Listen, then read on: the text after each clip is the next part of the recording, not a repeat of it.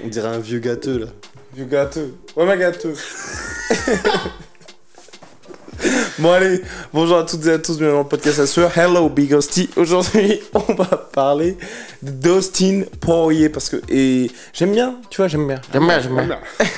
Quand on fait nos... Bah, c'est donc Corentin, notre moteur, qui dit souvent j'aime bien. C'est pour ça qu'on fait ça. Oui, qui est un moteur aussi pour nous. Mais trêve de plaisanterie, quand on fait les podcasts d'après combat et qu'on se dit bah un tel va peut-être pas affronter un tel parce que ça n'aurait pas de sens, alors que sportivement oui. Et on était en train de se dire que Dustin Poirier, numéro 2 du classement, contre finalement notre ami Beneil Dariush, ça aurait du sens, mais selon nous, c'était pas ce que Dustin Poirier allait vouloir. Et effectivement, Dustin Poirier a refusé poliment Beneil Dariush. Et après le triangle de la violence qu'il a réussi à compléter, puisqu'il a finalisé Michael Chandler, Justin Gaethje et Eddie Alvarez, il veut quelqu'un d'autre. On va voir tout ça avec Big Hostie, mais petit point réclame important. À quelques heures de la sortie du livre maintenant. Donc notre livre, le grand livre du MMA qu'on aurait dû avoir avec nous aujourd'hui. Que j'ai bien oublié. Ouais. Aujourd'hui sort le 23 novembre prochain, il est déjà disponible en précommande. Et puis ensuite, passé le 23, bah, il sera disponible à la Fnac, sur Amazon et chez votre libraire local bien évidemment. Donc on vous met le lien en commentaire épinglé. Le 1er décembre, on organise une dédicace. C'est aussi dans le commentaire épinglé, vous n'avez qu'à venir. Il y aura des livres sur place, vous pouvez aussi venir avec votre livre si vous l'avez déjà acheté. Et puis voilà, et puis il y aura des cadeaux Onaï pour les premiers arrivés. Vous avez avec Big Hostie Ok. Soit.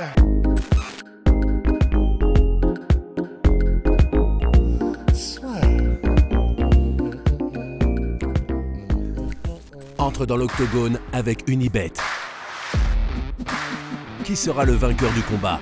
En combien de rounds?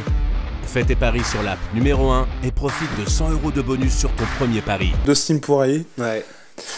Personnellement, moi, ça me déçoit un peu. Ça me déçoit un peu parce que ça rejoint aussi ce que je disais, mais je pensais pas que lui s'en était rendu compte. C'est que je pense qu'il sait vraiment maintenant où sont ses limites sportivement et qu'il se dit clairement, je sais que si j'affronte Beneil Dariush...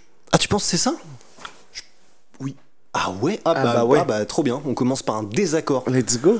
Bah pour moi en fait c'est ce qu'il a dit donc en interview à MMA Fighting, il était chaud juste au sortir de l'UFC 281, il était chaud, il venait de gagner dans un combat quand même de grande envergure contre Chandler.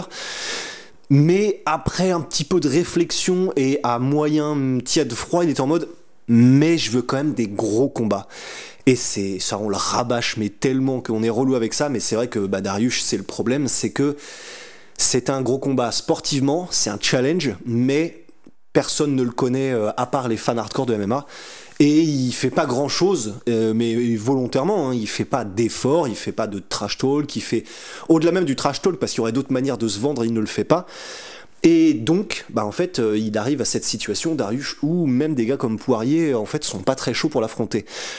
Moi, je pense pas que Poirier soit comme ça sportivement parce qu'il se dit c'est trop gros, j'ai trop de risques à prendre. En fait, je pense vraiment que il l'a dit que là il a dit, je crois, j'ai 3-4 combats pour me remettre dans un dernier run pour le titre, un dernier title shot. Et c'est juste que, à mon avis, là, il va être en train d'essayer de concilier en même temps. Revenir vers un title shot parce que de toute façon c'est un compétiteur, il voudra pas repartir et prendre sa retraite avant d'avoir eu l'or parce qu'il a eu l'intérim, mais et je pense qu'il se dit s'il y a un moyen de triquiter plutôt un rematch avec Oliveira et que ça me fasse un petit raccourci vers le titre, on sait pas trop, des fois que Dariush affronte un autre mec et se fasse battre, comme ça c'est parfait. Et je pense qu'il est plutôt dans ces délires-là. Soit ça, soit monter en welterweight contre un gros nom qui ferait qu'il ferait un petit détour bizarre, mais que ça pourrait aussi le faire revenir vers un combat pour le titre si jamais il arrive, parce qu'on sait que c'est aussi ça à l'UFC, à vraiment grappiller de la fin, de l'inertie médiatique. Je pense plutôt que c'est ça. Je sais pas s'il a peur de Dariush. Non, enfin, je vois que oui. Je pense pas peur, mais je pense que c'est quelqu'un aujourd'hui, Dustin Poirier, il sait exactement contre qui ça passe et contre qui ça ne passe pas. Enfin, je veux dire, le combat contre Michael Chandler, moi, ce qui m'a quand même surpris et un peu attristé, c'est que mine de rien, Michael Chandler, à partir du moment où il a arrêté d'être en mode brawler, il prenait le combat. Ouais. Et ça, je trouve que c'est très inquiétant pour Dustin Poirier parce que tu peux pas que affronter des strikers si tu veux être dans le top de la catégorie. Et là, c'est quelqu'un, bon, Michael Chandler qui a énormément de qualité, mais qui était aussi attendu là-dessus. Et je veux dire, à un moment donné, nous, si on a fait nos analyses, je pense que Mike Brown, toute l'American Top Team, ils se sont dit, à un moment donné, bon, bah, c'est sûr que si le combat reste debout, tu vas réussir à le déborder par ton volume, ce qui s'est passé. Il est meilleur boxeur, Dustin Poirier également.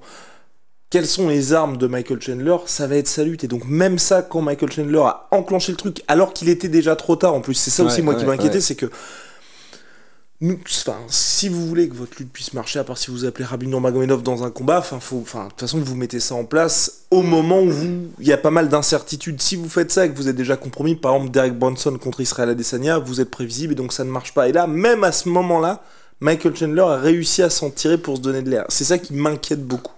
Bah pareil, et c'est ce qu'on avait dit au sortir du combat, mais ça fait chier parce que donc son objectif est de revenir vers le titre. Vers le titre, vraisemblablement, ça va être le Daghestan Clan pour un petit bout de temps.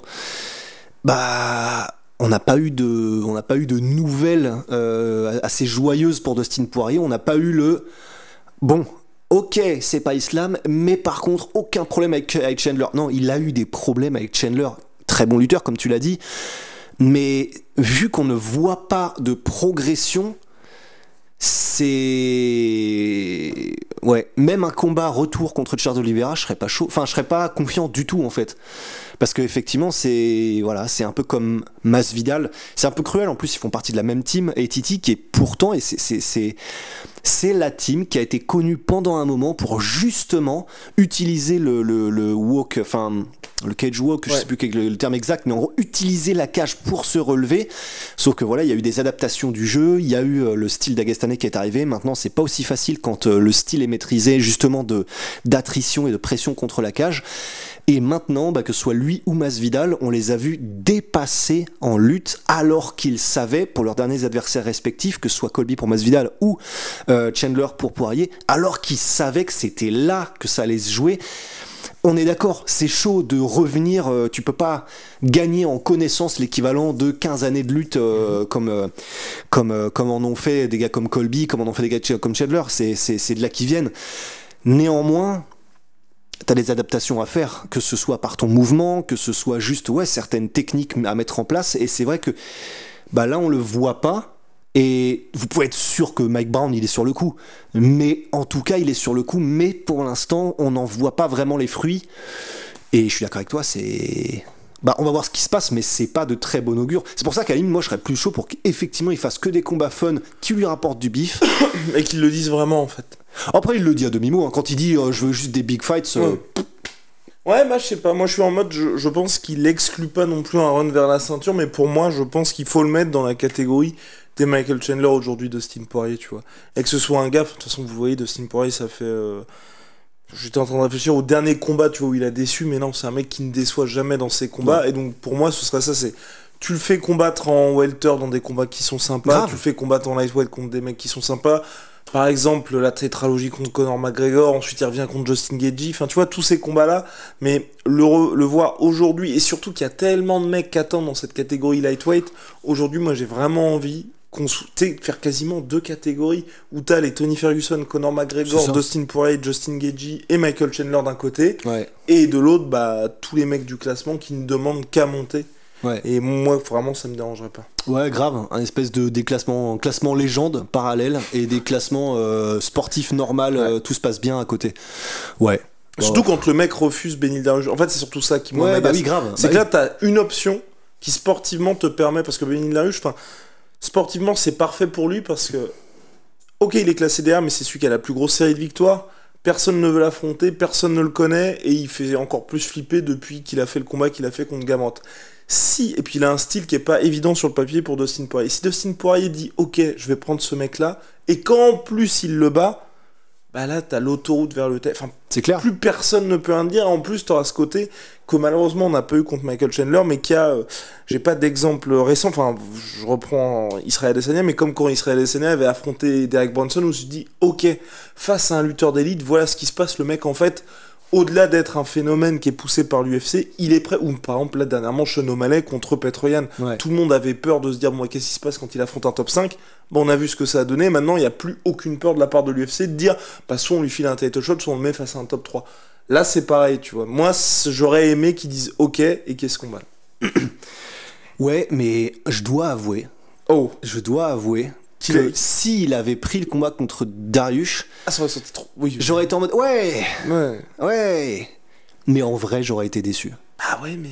Et alors que sportivement, on aurait tous surkiffé. Mais en vrai, au fond de moi, j'aurais été en mode. Ça va être chaud. Dommage. Ouais. Ah, ça va être chaud, ouais, mais dommage dans le sens. Là, enfin, les derniers combats qu'il a fait, je crois que du coup, on avait fait un truc dessus sur les 10 derniers adversaires qu'il a affrontés. Que des légendes. Que des All-Stars. Que des MVP. Et ça m'aurait vraiment presque déçu pour lui, alors qu'il est en fin de carrière et qu'il est censé justement ne faire que des énormes trucs où à chaque fois c'est des fêtes, etc. Qu'il aille dans cette ligue parallèle de gars où, ouais, ça y est, c'est que du sportif, et qu'il sorte de cette ligue All-Star, je dois avouer que ça m'aurait déçu en fait. Donc je suis pas mécontent qu'il dise ça et qu'il soit honnête de le dire. Allez, vas-y, je vais te l'accorder, Big Rusty. En tout cas, n'hésitez pas à nous dire en commentaire ce que vous en pensez pour Dustin Poirier pour la suite de sa carrière. Que faire de Dustin Poirier, parce que c'est vrai que la mineure, ça faisait un peu plus d'1 an qu'il n'avait pas combattu. Ça risque de causer quelques petits maux de tête à l'UFC, même si, bon, comme Dana White l'a dit, hein, encore une fois à propos d'Israël Adesanya, je sais pas pourquoi je ne fais que de penser à Israël Adesanya, mais Dana White qui a expliqué que bah voilà, quand il y a des soucis, bah faut les payer un petit peu plus, et puis généralement tout peut se résoudre. Et donc là, ça il le dit que avec voilà, c'est sur les doigts d'une main d'estropié quoi. Mais bon après là, si Dustin fait non, donc Dana White rajoute 200 300 000, peut-être qu'ils parviendront à un accord, en tout cas à voir. Moi je cracherai pas non plus, je serais même pour, mais quoique tu vois, le fait qu'ils disent j'ai terminé le triangle de la violence, ça veut peut-être pas dire qu'il a envie de revenir à Justin Gaethje, parce que moi c'est un combat qui m'intéresse, et ça m'embête parce que vous le savez, Justin Gaethje qui avait des gros problèmes aux yeux, qui a été opéré depuis, et malgré ça il peut vraiment pas passer loin de finaliser par TKO Dustin Poirier, je crois que c'était au 2e ou au 3e round. Donc bref, ce sera un combat complètement différent, et moi j'ai vraiment envie de voir ce combat là, de voir la revanche, mais bon, pour Dustin, c'est vrai que ça n'aurait pas trop de sens. En tout cas, à suivre. Big Rusty, shout out à my sweet pea. My sweet protein. Moins 33% sur tout my protein avec le code la sueur. Allez, salut. Salut.